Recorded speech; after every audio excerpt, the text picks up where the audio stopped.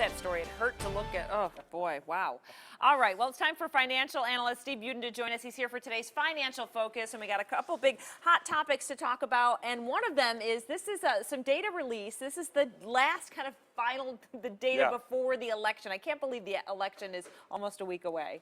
Yeah, and the ironic thing is, most of the economic data that came out was good but not great. It's the same story we've been saying in the last 18 months. Right. That, our gross domestic product is up, the industrial output, factories are making more things, and the jobless claims numbers came in pretty good as well. Less people applying for unemployment.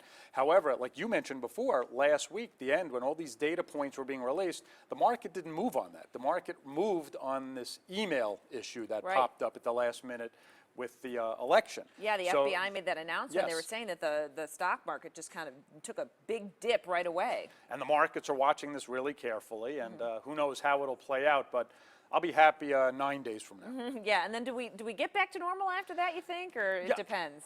It really depends on the outcome. The market really is pricing in at this point. Hillary's going to win.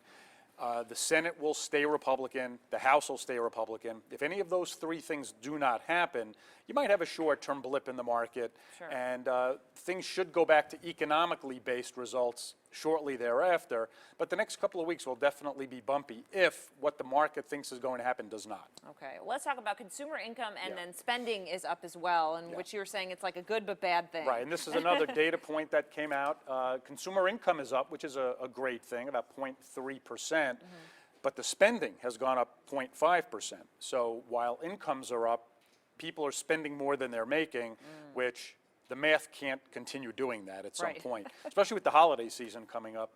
Folks with the holidays will tend to spend a little bit more than they earn, which come January sometimes is a tough situation. Yeah, you see people using credit cards more, carrying a balance, that type of thing. We'll talk more about that come holiday time. Yeah, let's not think about that just yet, Let's get through next week. Oh, seriously.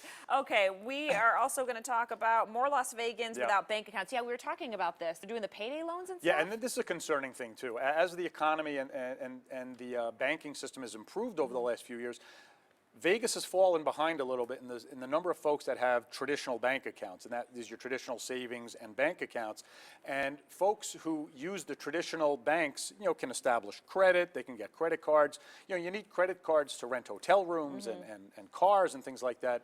But more and more residents are referring to these alternative lending situations.